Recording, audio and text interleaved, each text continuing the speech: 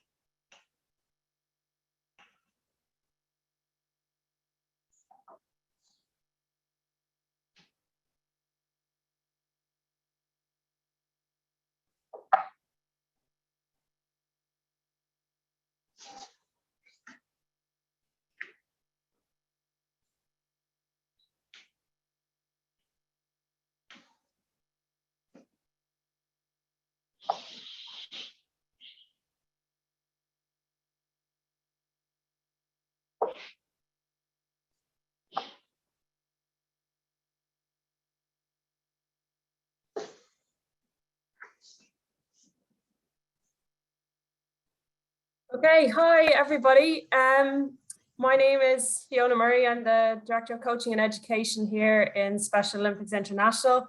And I'm really excited to welcome you to the Special Olympics webinar series, which is proudly supported and presented by Gallagher in partnership with ICOACHKIDS. We have a really exciting webinar ahead for you and a really exciting series. And we're really happy to see so many people, 344 of you from all around the world joining us today. This series has been planned over the last couple of months with some support from our teams all around the world across the 7 regions. We have, as many of you will know, we've 6 weeks of webinars, each accompanied by a workshop with a selection of presenters each week. We have a mix of Special Olympics athletes, coaches, researchers and sport practitioners.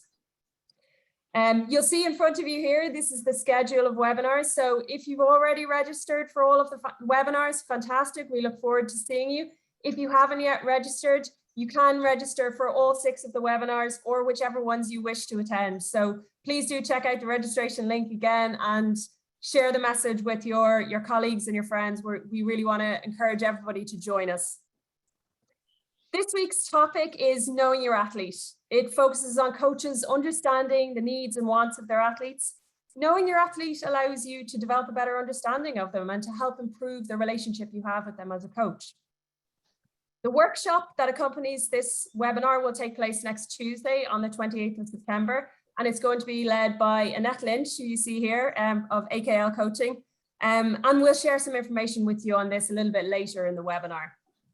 So today's speakers, as you can see, we have Annette Lynch, Katie Hall, our CEO, Mary Davis. We have Declan O'Leary and John Bales from the organizations you see listed here. Unfortunately, Kester, who is due to host the session today, hasn't been able to make it just yet. Hopefully we'll connect him in a little bit later on. So I will slot in him for him for the moment. So first, before we begin, we want to share with you a short message from our CEO, Mary Davis, who has a very special welcome message for you.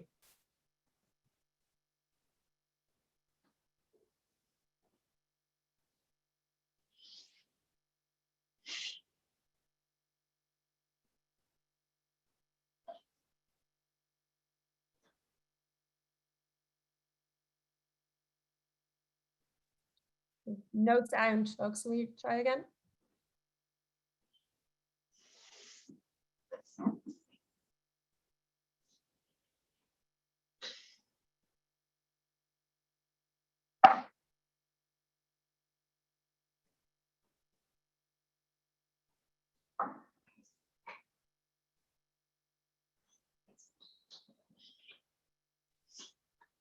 While we are getting our sound up and running again, just for those of you who don't know Mary, although I'm sure most of you do, Mary is obviously the CEO of Special Olympics International. She was the driving force behind Special Olympics' first World Summer Games to be held outside the US here in Ireland. And she's also served as the regional president for Special Olympics Europe Eurasia from 2009 to 2016, before she took up her role as CEO in Special Olympics International. And, you know, as a coach herself, Mary understands the value and the hard work and commitment that you as coaches put in all around the world, and you'll hear a little bit of that in her message today. Coaches and athletes from all over the world. Being a coach myself, I totally understand the huge part that all of you play in the lives of our athletes, and not just our athletes, but in the lives of volunteers that you work with and the family members as well. And for the athletes, it's not just about the training and the education that you provide, but it's also about the mentorship that you give, the role models that you are, and the great, great friends to all of our athletes. You are the true partners of the athletes of Special Olympics, and show all of us how to live in a unified way through the work that you do. You are the original champions of inclusion, and each coach lives the legacy of our great founder and coach herself, Eunice Kennedy Shriver. This webinar series aligns with the International Council for Coaching Excellence Day. Of course, this is a day that celebrates all of our coaches, that recognizes them, that expresses gratitude to them. And we want to take the opportunity to use this day to congratulate and to express our gratitude to each and every one of you, and to say big thank you, and to celebrate that opportunity through this webinar. Delighted you are joined by such a huge panel of partners of Special Olympics and experts, including, of course, John Bales, President of ICCE, who will be delivering a welcome to you during the webinar and workshops. Through the webinars and workshops, we want to say thank you to all of you, to all of our coaches who give so generously of yourselves and your time. And we also want to provide an opportunity for you to connect, to share, and to learn together, both from one another, but also from some of the greatest experts in the field. So please enjoy the webinar. Thanks again for everything you do every single day for the athletes, for the volunteers, for the families, and for all our stakeholders at Special Olympics. Congratulations.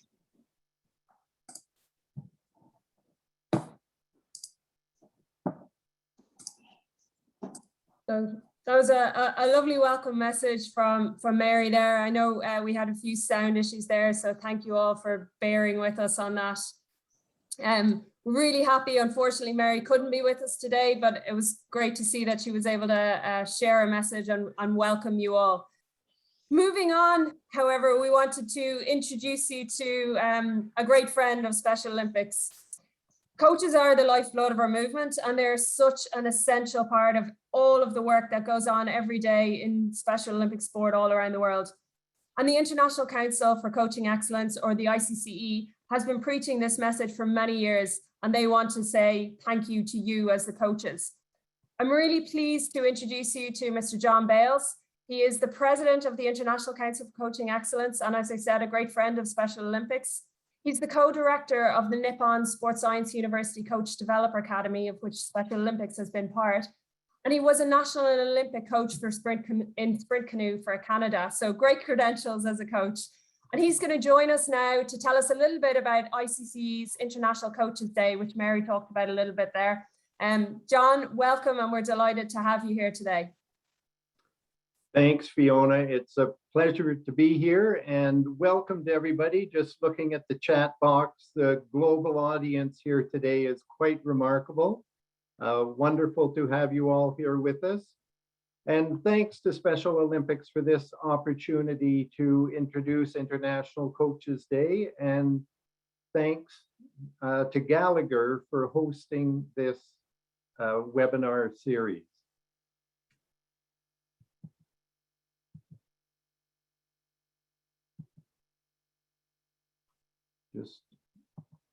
There we go. Let me just start with a few words about ICCE. We're a global cooperative that really bring together like-minded organizations that are committed to improving the quality of coaching. So our focus is absolutely on coaches.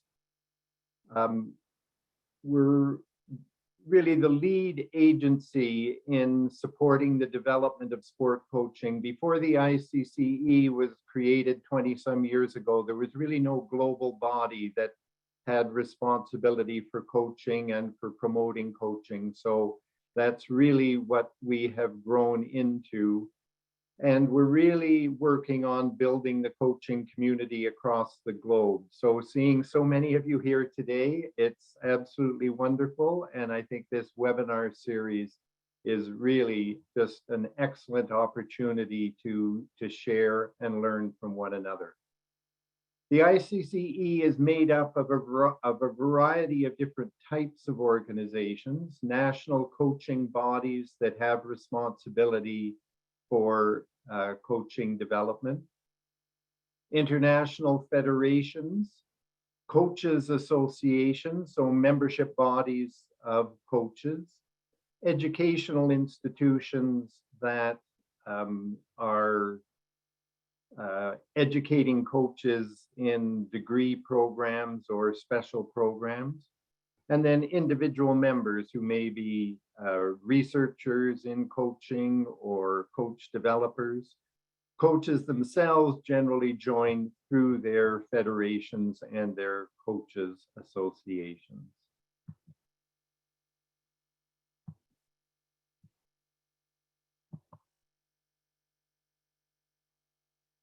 Jeff, the slide isn't working. There we go. All right, so one of the initiatives of ICCE has been Global Coaches Day, and that's really what I invite you all to participate in. Global Coaches Day is the 25th of September, so coming up in a couple of days. And it really is an opportunity for people all around the world to celebrate the contribution of coaches to their athletes, to their communities, to their clubs.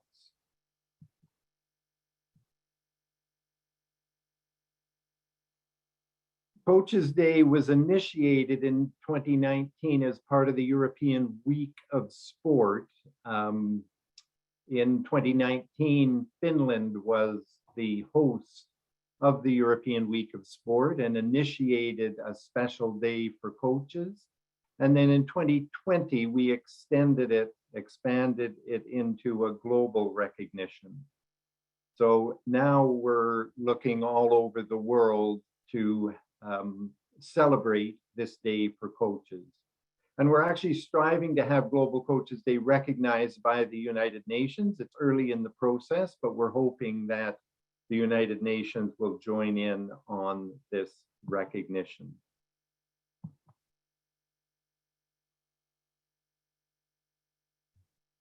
So the idea behind Coaches Day is to celebrate our great coaches who are role models and mentors.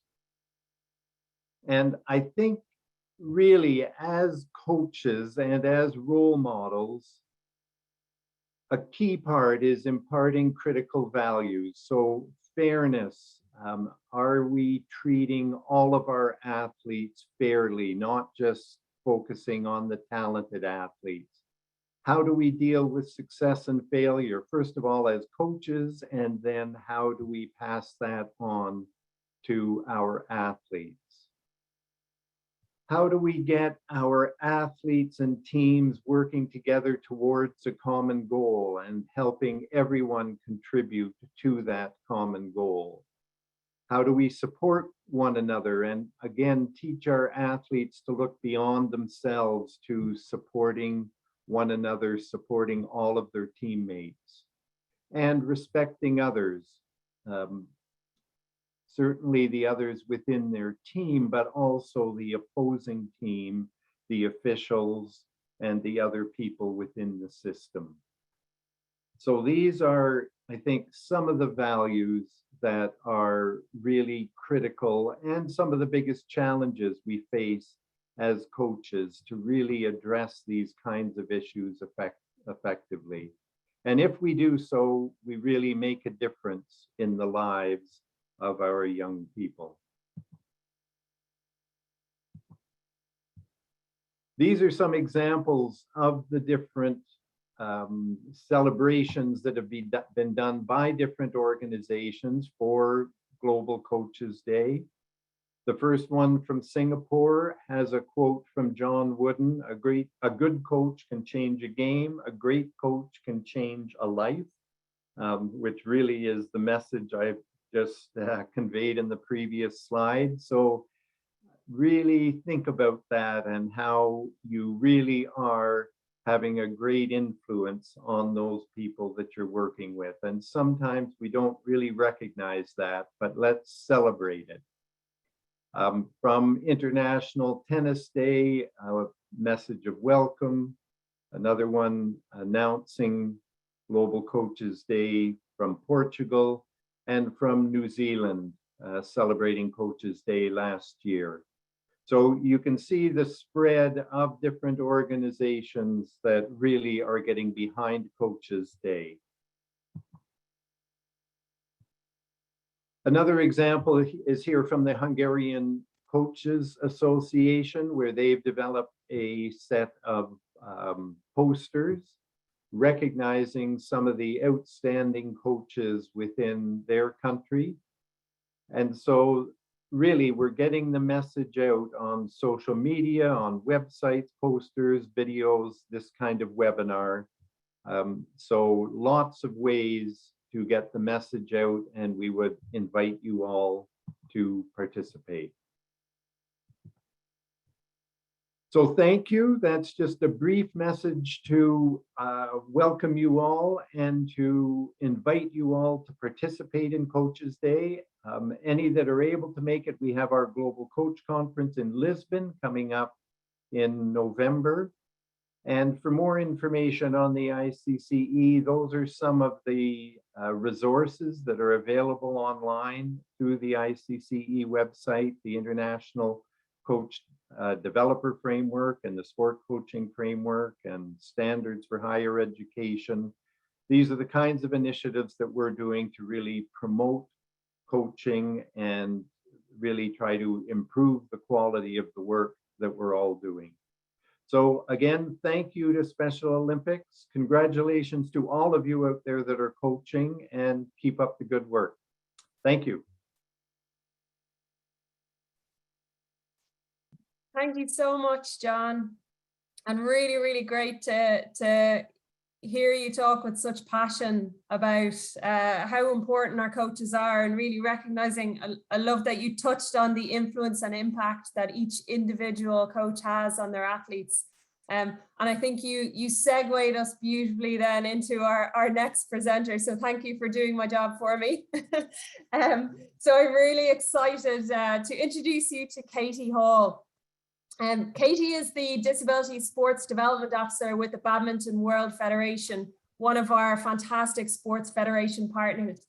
Katie has been working in disability coaching and coaching in badminton for over 13 years. She's a former Scottish national para-badminton coach, tons of experience. And today, as John talked about the importance of the relationship between the coach and the athlete and the impact they have, Katie's going to talk to us a little bit about creating a really supportive environment for your athletes. So Katie, thank you so much for joining us, and over to you. Thanks, Fiona, and thanks, Dawn, for the presentation. I will definitely be having a look into the Coaches Day, and to say thank you for the coaches that I work with as well. So thank you very much for having me here, and thank you Special Olympics and to Gallagher for putting on these webinars. I know a lot of people will really appreciate the knowledge that's going to be shared, not just from this webinar, but from the following in the next 5 weeks. So I'm going to just have a quick chat about how we can create a supportive environment for your athlete, which hopefully will help in that overall arching theme of knowing your athlete. So there's a few things I want to cover. There we go, it says. So the first thing that we're going to look at is the factors in creating a sporting environment. So the first one I really want to highlight is the needs of the individual. And a lot of the coaches here today will already work within Special Olympics. Some might be just here to learn some new information or to get involved with Special Olympics for the first time. And it's very important to know the needs of the individual that you're coaching, or the individuals within your session, within your coaching environment. This could be things like if they have some barriers to accessing the hall, for example, if they have some sensory impairments and that group environments are not the best for them, or the lighting is too bright, or they have some real sensory some issues with noise or with light or with smells or with big groups. So we really need to know the kind of needs of that individual and how you can tailor your session and tailor your environment to really support them and to make sure that they get the best of their session or their journey as an athlete. The second one then feeds into the needs of the group. So we look at the individual in a first instance and then see how we can fit within the environment of the group. Now, again, as some of you will know from working in Special Olympics or with many different individuals with different abilities, you can't cater for one individual if you have a group with multiple different needs. So you need to assess the needs of that group and how you can set up that environment to really create a positive experience for them, and how you can, whether that's placing certain volunteers or certain types of materials on the court, I'm speaking from from a badminton background, but in general, whichever sport that you play, ensuring that you have the right resources and the right materials to support the needs of the wider group. The next thing, again, another factor to think is your space. For me, as a coach of badminton, we have halls that have 1 badminton court, 10 badminton courts, 3 badminton courts, some with lots of space, some with not so much between the courts. So you have to consider, again, thinking back to the needs of the individual. Do they need to have a set space? Do they not cope well in tight space with others? And how can you adapt that space and that environment to really support them and to support the needs of the group? The next one is number of staff or volunteers. I'm very lucky that we have our sessions here in the UK that we currently work with. We have lots of volunteers and we have lots of staff that can really help support the group and support the individuals and really get to create a positive relationship with those individuals due to having a high number of volunteers that weekly help us with sessions. Not everyone is going to have that resource. So how do we then look at getting this resource? So we look to local colleges or schools, local sports groups. If you are, for example, if you're tennis, maybe the local tennis club or the local football club, and look for those individuals who are young or not necessarily young, but some people that want to work and volunteer with a different class of session, essentially. This can be quite difficult to get, the number of staff and volunteers, but if you can find some really good ones, then there are lots of opportunities for development of those staff. So for example, again, coming from badminton background, we have really good resource within Shuttle Time and within the BWF development page to find ways in which we can help train these staff and volunteers to feel confident in working with different groups of people. This will be the same. There's some really good resources on Special Olympics and across the globe. So really trying to find that resource to support them.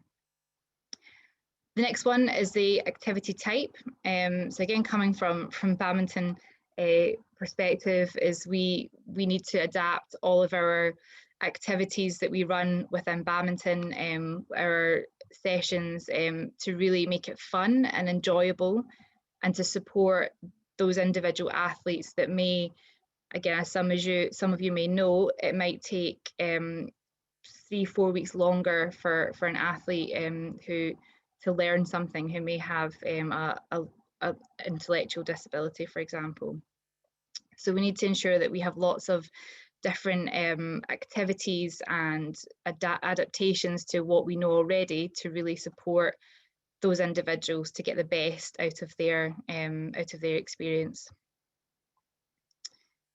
Yeah, so really focusing on the needs of the individual. As you can see here, I've just got a couple of pictures to kind of highlight some of these. We have some individuals that might need some ear protectors if they don't like the noise. We can adapt if we have a group, adapting the equipment, what kind of space do we have, the numbers of staff and volunteers, and of course we need to consider the activity type. Okay, so now I want to have a look at the tools that can be used to support really this, the kind of factors that I was talking about just before. The first one is looking at the adaptive equipment. So again, there's lots of different resources that can be used. For example, we use large shuttles within badminton. I know the tennis balls, there are different grades of tennis ball. For football, you have the football with the ball, the bell inside the ball for someone who is visually impaired, same with goal ball. There are lots of different ways that we can adapt that equipment to really support that individual athlete. And again, there's things that you can do in place of if you don't have the resources to get lots of fancy new equipment. For example, we use balloons in badminton to support with hand-eye coordination. You can also use scrunched up large balls of paper. If you have some scrap paper, maybe going in the recycling, that you can use this also to create a larger surface area to then support the individuals. You can use hands for any hand-eye coordination activities. So it doesn't need to be the exact equipment that you may use in a competitive situation. Adapting the environment. So again, come back to thinking of the needs of the individual. If they have, say for example, they have some sensory impairments, and they might find that the light is too bright and it hurts, it physically hurts them to be in a bright environment. So can we adapt that environment to support them? Is there a way of turning off a few of the lights, putting some blinds up, or if we can support that athlete to then get some sort of, maybe some sunglasses or protective eyewear to then support with glare and to help them access the sport.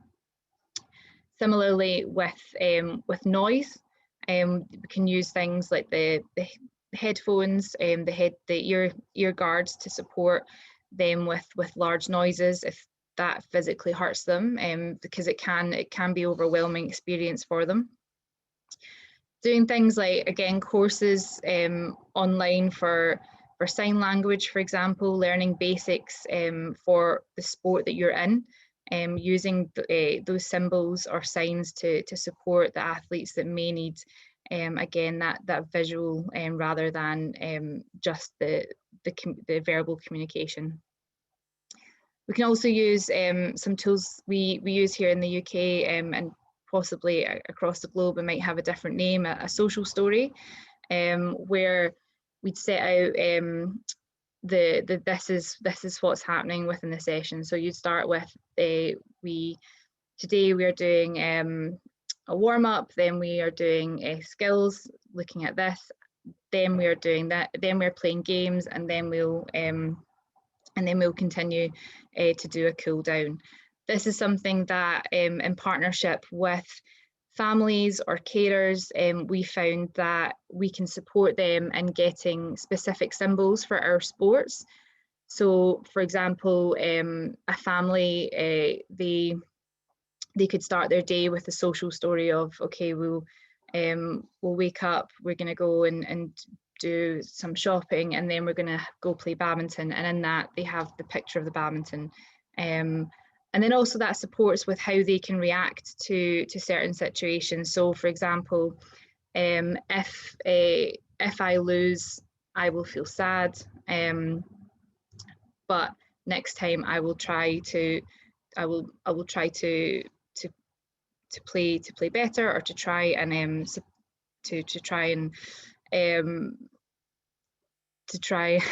I've lost the words. Being English, I've still lost the words. So even though you've lost, it's ways of coping mechanisms to help them understand how to cope with say a losing or winning, or being a good winner or being a good player. So these can also use these social stories can also be used to support the athletes. Videos. There are lots of videos online. Again, we have some good materials with BWF, but I know Special Olympics also have some really good materials that have specific drills or ways that you can adapt equipment. Again, a lot of sports will have or will be in the process of putting these types of materials together. Again, use of pictures, so having a different form of communication, so not just the verbal and not just the videos, but having some pictures there that they can take home with them, that they can look at, that they can add to the social stories, they can add to their to the format of their day. Structure, I think is another one that's really important, is to ensure that you have that structure within your session, within your group, and making sure that that structure is very linear, and that there's some sort of, each week some athletes may need that same pattern every week and the same routine every week. So it has to be warm up, skills and drills, games, and then cool down. And that generally works quite well when you're planning for coaching anyways, to ensure that you have that structure. But working with some athletes, it's really important to have that structure in place. Yeah, and then kind of similar to we link up with the social stories, is looking at the now and next. And sometimes, again, if you have the resource available, or if you can maybe draw some pictures, having on the board for your session, that you'd have a picture of, now we do the warm up, next we will do some skills, then we will do some games, and then we'll do the cool down. Having that in a picture format on the wall sometimes, again, helps with that structure, and will also support your athlete to feel comfortable and knowing what's coming within the session. So having that plan and structure really in place, and making sure that you have, if you have the resource to put that up on the wall, it can really support some of your athletes. And the last one is just thinking about a quiet or a sensory zone. So some athletes, especially in an overwhelming environment, maybe they've lost the match, or maybe there's too many people, or maybe there's been a loud noise that's really kind of triggered them, then it's nice to have, if you have the space available, to have a quiet or a sensory zone. So somewhere within your sports hall that everyone knows where to go if, say, an athlete is feeling a bit overwhelmed, that they can go to that zone. It's somewhere that they can sit. There may be a timer there may be some different materials there that they can sit and engage with until they feel comfortable to come back in to the environment. You may not have space for this, but if there is something, even if it's a space just in the corner, this might be something that would be good to set up, especially if you know your athlete, and you know that there might be certain things that might upset them or might feel overwhelming for them. So to have that resource there can also be a really good tool to use. Again, just some examples of adaptive equipment, some kind of social stories, using pictures as an example of a model shape, some videos, and then having things like now and next, and having those cards or that up on the wall available can really support your athlete. Okay, and then just a couple of to kind of round off, a couple of top tips, just thinking of what I've spoke about there, about the factors and then the tools that can be used for knowing your athlete. I think it's really important that you speak to them if you can, if they're even if they're non-verbal and they're happy for you to communicate with them verbally. Speak to them, find out what their likes are, what their interests are, even if it's something like they're very interested in superheroes, that might be something that you can use to engage them within the warm-up, within the game, within something that you can adapt. Also speaking to them to know if there are any things that are concerning them, likes of noise or the light, or certain types of material, things that I know a lot of young people that don't like balloons because of the feel of the balloons, but also the fear of the noise that it's going to create. So finding that information ideally from them, if they're happy to share with you and if they're comfortable to share with you. Also speaking to their family or a carer or a guardian, they know them best, and they'll know if there is anything that within your environment or anything that can help you to support them really to be successful. I think especially when we look at the disability sector, for me it's important that we create an environment that is that's successful for them. So if there's something that if there's anything small, big, medium, anything that you can do to really help support them be successful, if that's information that their family, carer, guardian, or they can give you themselves, then make sure that you've really taken that to consideration, and that if you can put that into your planning or into your session, or you can adapt it in some way, then that's going to really help engage them and really give them that successful and supportive environment.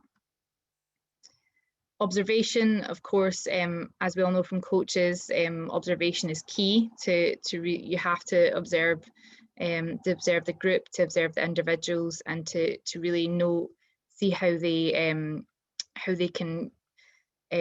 react, or how they do within an activity, or if you see that they're not engaging with a specific activity, or they're not engaging with a specific material, that might be an indication that maybe they don't like using the material, or they're uncomfortable within the environment, which then can help you support them best. And lastly, just a bit of feedback as well. Again, as coaches, observation and feedback are key to really understanding the player, and to understanding if what we are doing is the best for them to be supportive and to really help them be successful, and to really create that kind of supportive environment. And I think knowing your athlete is so key to ensure that they get the best out of their training, or they get the best out of, if they're just there for some games, some fun, then if that's what you know that they're there for, then it's so important to really get that information for them, and that way you can really support them in the best way possible. And I think that's, and last one, think of the tools that we've spoke about here to support them. And every sport is going to be completely different with the tools that you have available and what you can use. But what I found in my years of coaching disability sport is that you can use most things. You can be, if you're creative and you're adaptive and you try different things, then you're going to find tools that are adaptive that will work with and for your athletes. So I didn't put a thank you slide at the end, but thank you very much for listening. And if you do have any questions towards, I think there'll be a Q&A section at the end, so please feel free to ask any questions. And yeah, thank you again, and I'm looking forward to the rest of the webinar. Thank you. Thank you so much, Katie. That was just fantastic.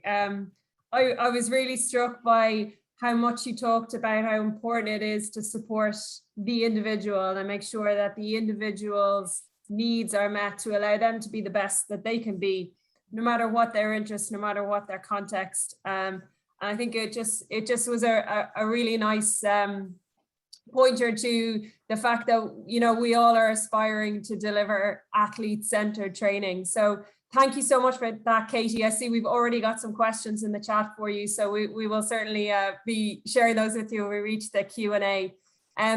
Just before we introduce our next speaker, a few things. If you do have questions for the Q&A session, we won't be able to answer all of them immediately, but please do put them in the Q&A section available at the bottom of your screen. If there are questions that we cannot answer on the webinar, we won't have time to deal with all of them. We will try and share responses with you in the follow-up information we share out. Also, please do keep an eye on the chat. There are some fantastic examples and suggestions being shared by your coaching colleagues in the chat box, so keep an eye on those. So it is absolutely my privilege now to introduce a true legend of Special Olympics. Annette Lynch is to many people known simply as Coach, and I think that speaks a lot to the experience and the esteem in which she's held in this organization and indeed outside it. She's a former Director of Coaching and Education in Special Olympics International, former Senior Manager for Coaching Excellence in Sport Education in Special Olympics North America. She is a Hall of Fame Legacy Award recipient by the US Center for Coaching Excellence, which I think says a lot about how, how much respect the wider coaching community within and outside of Special Olympics, how much value they place on Annette and the contribution she's made. Annette, we're absolutely thrilled to have you here, and I will hand the floor over to you. Well, thank you, Fiona. This has been a tremendous opportunity for everyone all over the world. And really coming to know your athlete, we want to see the athlete as an athlete. This is beyond individuals with intellectual disabilities. When you look at it from that perspective, it really provides what athletes deserve. They deserve the best in coaching, and a coach needs to be able to know the athlete and what's required of that athlete. As Katie mentioned, knowing the skills and abilities of an athlete and what their needs are, you can then tailor things. Even in a sport like track and field, where there are so many athletes, really it's about being able to challenge them, because there are two things that an athlete can certainly control. They can control their attitude and they can control their efforts. Not always in a game or competition can they control the result, because many of those athletes may be better than the athletes with whom you're working. But that's why we work on a day-to-day basis. We're going to also look at focusing on their strengths rather than weaknesses. And we want to tie self-esteem to those attitudes and efforts. The results will come. So let's take a look now at how we can make it happen. We really need to establish a relationship of trust. You know, our athletes have been bullied. They've not been included. They've been told what it is they can't do. But in sport, we're with one another in our best and worst times. There's rules in sport, there's rules in life, and the coach needs to be able to provide that conduit. The importance of discipline, Katie alluded to the fact in terms of routine in practice. And what that routine does is when we go from practice to competition, being able to start with that routine, what do you think the athlete then feels? Oh, we've done that in practice. So their anxiety level really goes down. And it also provides a measure of stability, which is definitely important, since there are so many things that are unsettling to athletes. And with all of what's occurring in the world now with COVID, losing their opportunity to see their friends, it all ties hand in hand with what it is we provide in terms of opportunities. In knowing your athlete, we want to be able to put them in positions where they can be successful. Not that they can't be moved to a different position, but we want them to feel success right from the get-go. And if better is possible, good is not enough. Being able to press those limits. I've had an opportunity to coach athletes from the severest level all the way up through Olympic athletes. And I've always believed you get what you demand. If you demand less, you're going to get less. So if I am able to put them in positions to be successful, and then also engage them, now we're establishing this relationship of trust that they will try, they won't fear mistakes, and that they will continue trying to be the best that they can be.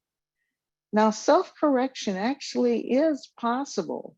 If we engage an athlete and tie those key words to behavior, for example, if the athlete has been working on follow through, and you can say, hey, Jake, why did you miss that shot? I didn't follow through. And that's true. We want to connect action verbs with the actual desired result, so that now an athlete feels what it is they need to be able to do, can acknowledge it, and can start to look at correcting themselves when they know that they've missed a shot. So with that said, now let's take a look at building what it is that the athlete can do. We talked about challenging the athlete, and they need to be able to see mistakes as positive feedback toward improving. If they do what they did before, they're going to get what they got. So we want them to press the limits, to go faster. After the skill is learned, being able to add speed to it will force them into a situation of better control. Now, in the workshop, we're going to actually be able to implement, what this means. Being able to help with skill development and to press the limits is one thing, but we can't then go and expect the athlete to be able to put those skills in practice into a competitive situation without providing the opportunity to do so. So we gradually increase pressure. We will increase people so that they have to react to what's occurring. And in this way, they are better able to meet the challenges in competition. So these game-like situations, we really want the skill work through being able to apply it in a game-like situation to be seamless. So we in warm-up, we want to utilize, if you're doing basketball or a sport that involves a ball, make sure you're warming up your skill, that you're starting to use that ball, even in a warm-up situation. You're also working individually, you're working with yourself. And so in that regards, you're able to begin to transition from one to the other. So really, the key is helping the athlete build upon what it is that they can do so that the success can be achieved. I'll give you an example of one of the athletes I work with. Douglas was an individual who happened to have cerebral palsy. Now I could work with his left hand, his left side, for as many hours as I wanted to, but I was not going to change that left hand. We taught him how to trap the ball, how to keep his dominant hand behind the ball. Even in rebounding, he would then bring the weak hand to the ball to help then gain possession of it. In essence, before he was making mistakes because he couldn't dribble the ball, he couldn't do things. But by focusing on what it was he could do, He was able to rebound effectively. He was able to shoot. He was able to pass. And even though his left hand was weak, he was able to utilize what it was that he had to be able to achieve and actually achieve at a very high level.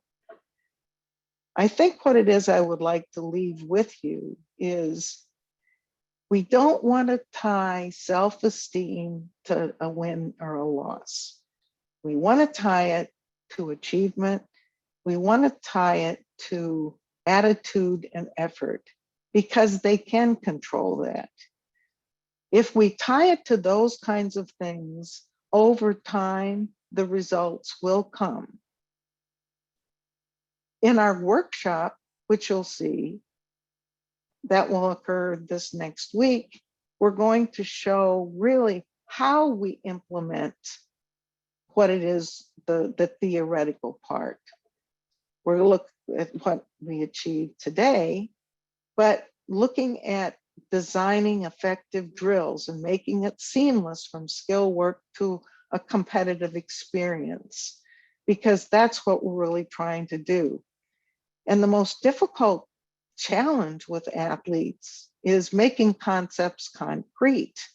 For example, in basketball, you have a 3-second lane and you have a basket that you're shooting at in the first half, and then in the second half, we're not shooting at that basket anymore, we're shooting at the next one.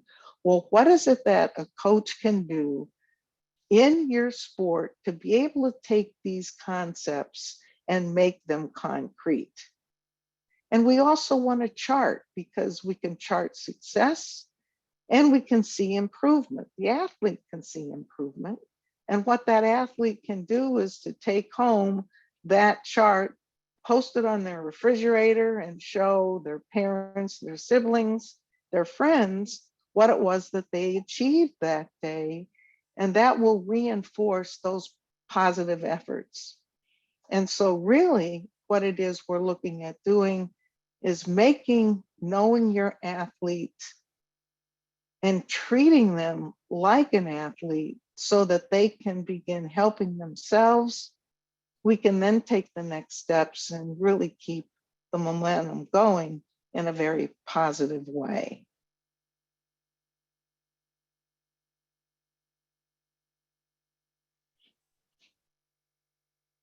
Thank you so much, Annette.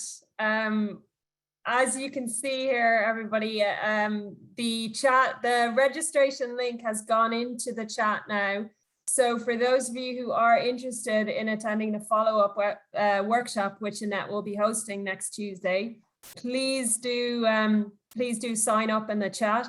A few things that I do just want to note: these workshops have limited capacity.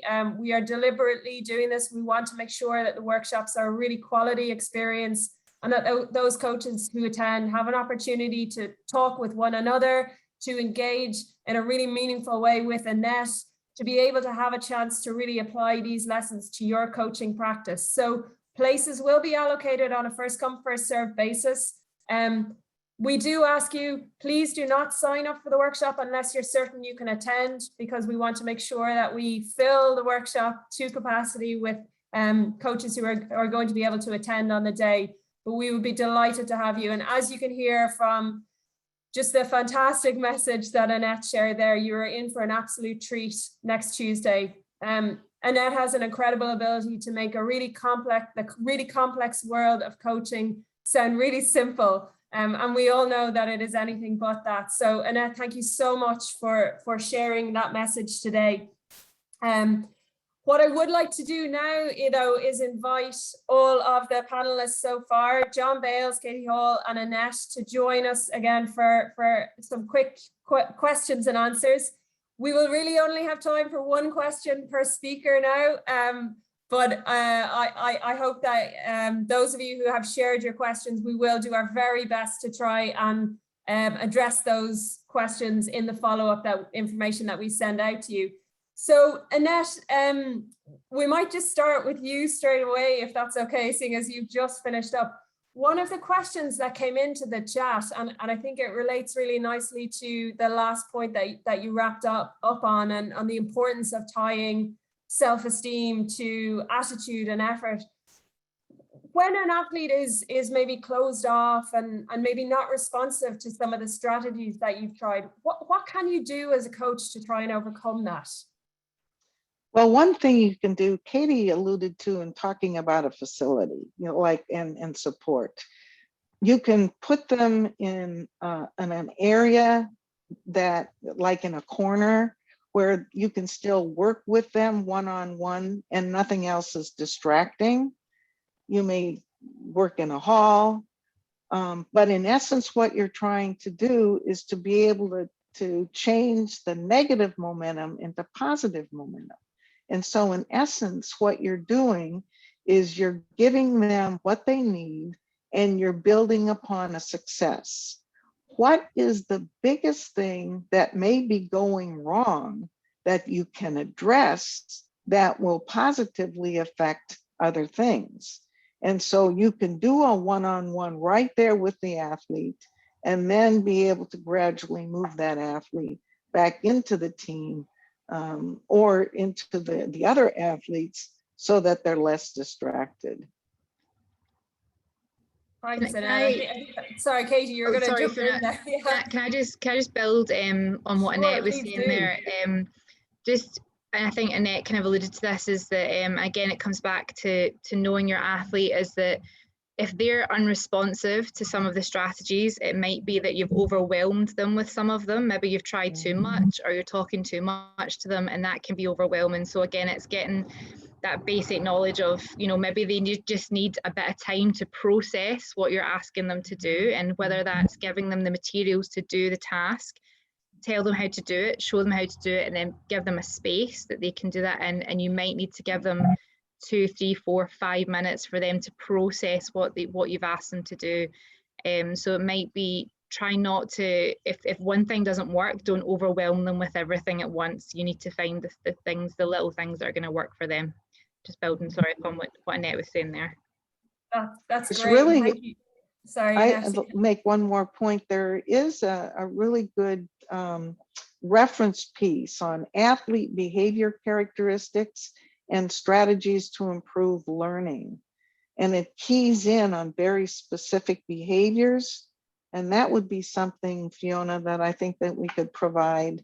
It's on the Special Olympics International Resources website, but that can give coaches at least and there are 3 different strategies per each one of the behaviors, which would at least give them a run and start on what it is that they could choose to assist that athlete to see what would work. Brilliant. That's a great recommendation, Annette. And we will include the link to that resource in the follow-up information that we share out. So thank you for mentioning that, Annette. Katie, just to follow up a little bit on that point, one of the questions that came through in the webinar, and I think, it's something that I suppose it is a question that makes sense in the context of this webinar and everybody gathering together. The question related specifically to BWF, but I'm going to ask you in a sort of wider context. Somebody was looking to know, is there a network for BWF coaches to connect? But I want to pose that question to you all really more broadly. How important is it for coaches to connect with one another and share their experiences and learn from one another? I think it's extremely important to have that connect and that network. We don't have a specific Special Olympic BWF network, but it might be something that we look to kind of put together. But in terms of whenever I do like coach education, there's always that open communication of, right, let's all share emails, let's share social media, let's share good ideas, good practice. And the number of times I've had coaches come to me and ask for some advice, and just for me specifically, it's great to see that those coaches are looking for advice and that have players and that have the want and the drive. But also it's just great to see that they've taken knowledge that we've kind of given them and ran with it. And I think having those connections and those networks are really, really important, and to really share good practice. It's not, sport in general, I don't think should be a closed off, we've got this perfect system or whatever, let's keep it and not tell anyone. I think it should be shared, because globally we want, the development of sport overall to really thrive. And I think it's extremely important to have those communications. So I think if whoever it was that asked that specific question, if they want to get in touch, I suppose, with BWF or with me through you, then I'm more than happy for that to happen as well. That's fantastic. Thank you, Katie. And I might also ask that similar question to you, JB, from the ICCE perspective. It's something I know that as an organization, you've been really strong on providing those opportunities for coaches to connect and share. And so I'll ask that question, but also more broadly, why is it so important to ICCE to make sure that you are connecting with coaches from all communities, including the disability sport community? I mean, our function really is to improve the quality of coaching across all sports, all disciplines, and the disability community is an important part of that entity. So we certainly welcome all of the different communities within the sport family. But I think the importance of sharing is really clear. First of all, there's lots of research that says, how do coaches learn? They learn from courses, but they also learn an immense amount from one another and from testing their ideas with each other. So we've got to recognize that coach education and coach development is a lot more than the formal aspect of coaching. It's the informal or non-formal aspects that really help a coach develop their skills and their abilities. And this is a great example. If there's been one benefit of our pandemic, it has been that we have really learned how to communicate through these kinds of webinars with a much broader community. And I'm sure we'll continue to do that, but it really is an important function. Agreed. Thank you so much, JB. And I have to say, we, with this webinar series, we're building on the momentum generated by many other organizations who have operated really effectively in this space over the last number of months and years. So I wish we could stay talking to you guys all day, because I could listen to the three of you talk forever. But we do need to move on with our program of the day. And JB, as you talked about activating well around COVID, I think we couldn't have a better example than our next organization, our partners ICOACHKIDS, who have been just great friends to Special Olympics over the last number of years. I'm thrilled to introduce everybody today, but I'm especially thrilled to introduce Declan O'Leary from ICOACHKIDS. I've known Declan for over 20 years now, since I was a college student, and it's an absolute privilege to be still having the opportunity to work with him in some small capacity. Declan works for Sport Ireland Coaching in the development of coaches, and has been a key player in that in the last number of decades in Ireland. He has huge interest and has been a great champion for coaching, a good coaching practice with youth, but also with people with disabilities. And he is a founding member of ICOACHKIDS. ICOACHKIDS, Declan will tell you a little bit more about them, but they are a partner of Special Olympics, and we are really thrilled to have them here today. So Declan, the floor is yours, my friend. Thank you very much, Fiona. You're extremely kind in your kind words, and I'm here to just provide some information around ICOACHKIDS, who's partnering Special Olympics International in this series of webinars. So just moving on with that,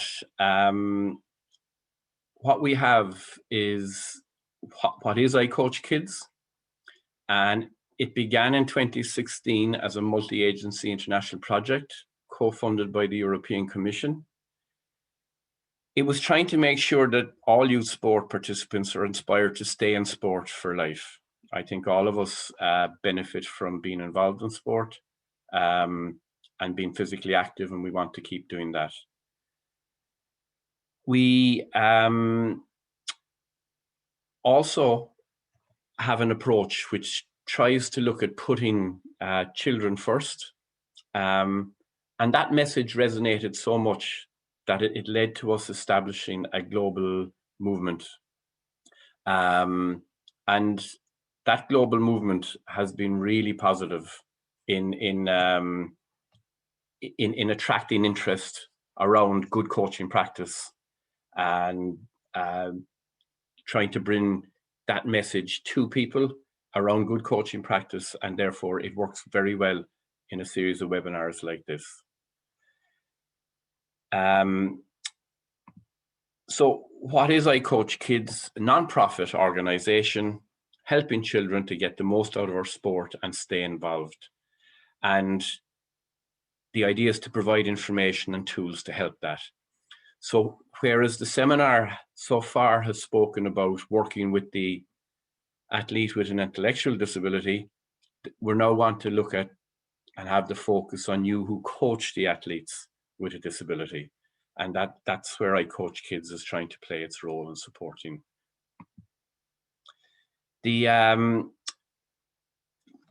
All the information is on a website called icoachkids.org, for which you'd have to register. There's 3 sections to it. The learning section, which is one of the areas that we hope that you will engage with hugely. There is online training around good practice and coaching. And you can actually start planning your own journey in that through my library. There's a coach section which can be used by you to manage your own athletes, and where you can upload resources for the teams and so on. And then there is Connect, which is about joining together, that expression that John used and you asked about, Fiona, where many people and the whole panel were nodding their heads when they talked about learning from each other. So I think that's most relevant. There is a video that explains it a little bit more, and Jeff is going to play that for us now.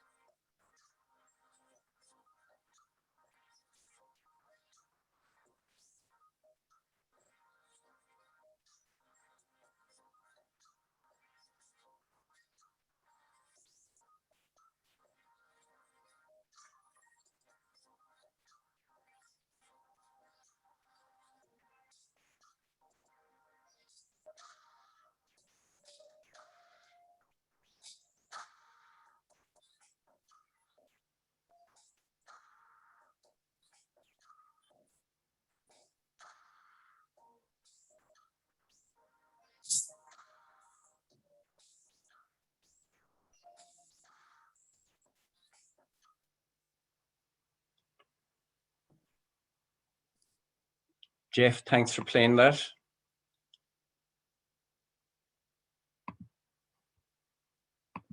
I'm sorry that the sound wasn't working in it. But what it really was trying to do was to encourage you to get involved. There's a whole social media support and presence around supporting and making information available to you. There's a number of social media links there, and the website does contain videos. There's MOOCs and videos linked to that, presentations around good coaching practice, and there's activities. The videos are on ICOACHKIDS World. But what I wanted to do was draw you back into your own learning and that focus for you as a coach is so important. And there's 3 what are called massive open online courses. The first one is around developing effective environments for youth sport, but it's around good practice in coaching. The second one is child-centered coaching and physical literacy. And the third is coaching on the ground, planning, doing, and reviewing. And these online courses are designed to help you learn to be a better coach. What I would say to you, though, is that your development as a coach is important, and the approach that's been taken is based on the European Sports Coaching Framework, which is available online. That in turn is based on the International Sports Coaching Framework, for which John and I were directly involved. And it starts from the concept that learning happens in you if you are the learner. And it is your journey and it is your responsibility. The rest is around supporting that learning, and that's what has tried to happen. And learning here is based on concepts around being mediated. So today's webinar is a mediated way for you to learn. And based on what I've seen in the chat, an awful lot of people have learned. Unmediated is where you would lead to the learning yourself. And if you follow up this webinar by looking at ideas that were mentioned or following up, that's your responsibility. That's unmediated. Internal learning is what you take on board from this. And we feel it's very important that you're open-minded and that you can learn by reflection and from what you're doing. To that end, what we wanted to do was to recognize that the webinar and the workshops, while they are standalone, they're also a series to help you grow and learn. So we said what we would challenge you to do is, as you leave, perhaps you take the opportunity to register on the ICOACHKIDS website. We would direct you towards MOOC 1, which is developing effective environments for children in sport, and that was one of the areas Katie mentioned.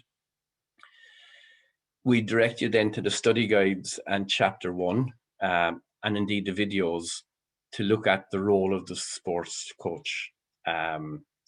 Ask you to focus on the section, why do children do sport and why they drop out. There's activities in that, ideas and activities, which we'd ask you to perhaps do and conduct with your own athletes. Both Katie and Annette spoke about the importance of the athlete-coach relationship, and if you were to pursue these activities, they would allow you to identify, as Katie said, the likes, the dislikes, the interests, what's happening in the athletes' lives, concerns they may have, but also what works for them and what doesn't work for them. So we'd encourage you to do that following the webinar, and as we run through the series of them, if you're still engaged. There is an ICOACHKIDS, the chance to connect with others, which was emphasized by all the other speakers. And I understand that Jeff or Fiona has set up a Special Olympics coach interest group immediately to be used by anybody who's attending these series of workshops, and we'd encourage you to get involved in that. This website is new, and we're having a few registration difficulties. And I checked with head office earlier, and they said that if you do find that you're going to be sent back an email to confirm your registration, and it's making its way into people's junk mail folders, so you might check that. If that doesn't work, try with another email address, and if at that stage it doesn't work, please feel free to email contact@icoachkids.org. I think these slides will be made available to you after the webinar, so that should be there. And Jeff may very well have a little bit more information around the special interest group. So thanks very much for listening. Thank you so much, Declan.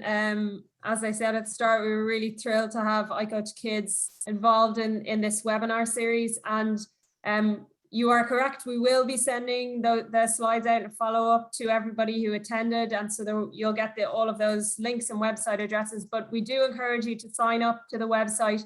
We will be trying to start some discussions and continue some conversations that have been started today in the interest group. So we'd be delighted if you would join in that conversation. And you know, everybody talked about how important it is that we all learn from one another. So we will try and keep those conversations going over the next couple of weeks. I know we are out of time. I would just ask you to bear with me for another 2 minutes. We have a few little pieces to wrap up before the end of the webinar.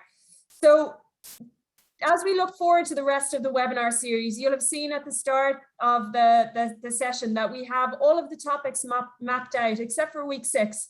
And the reason we've done this is that we want to hear from you what you want to learn about more in week 6. So what we are going to do is over the first 3 weeks of the series, we're going to run a series of polls to identify what is the topic that interests the most number of coaches that you most want to learn about. And we will make sure that we address that topic in webinar 6. So you're going to see a poll launching on your screen in right away. So we would ask you just to take a couple of seconds and express your preference as to what you want to learn about.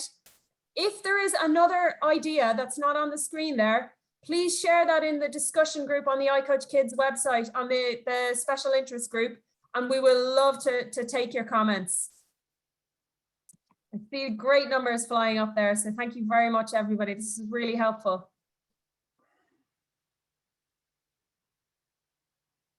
Declan, thank you so much for sharing the ICOACHKIDS resources and products. I would really recommend to anybody who hasn't yet checked out the MOOC courses or the videos on the YouTube side or any of the study guides. They are an incredible resource to any coach, not just coaches of children. I think any coach, it's really good coaching practice, and I think will be really useful to everyone. Going to give you another minute or two for anyone who wants to make a vote.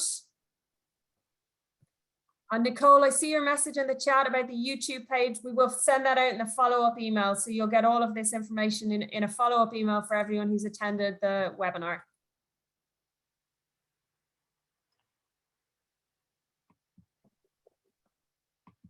Okay, we might move on to the final piece or two. So we do also want to just draw your attention. Some of you will already be aware of these, but we have 2 main areas where you can find great coaching resources specific to Special Olympics. So these 2 websites, again, this will be in the information that goes out to you, resources.specialolympics.org. And this is where you'll find sport-specific coaching guides, general coaching resources, all videos, unified sports resources, divisioning resources, everything you need to know about Special Olympics, you'll find there.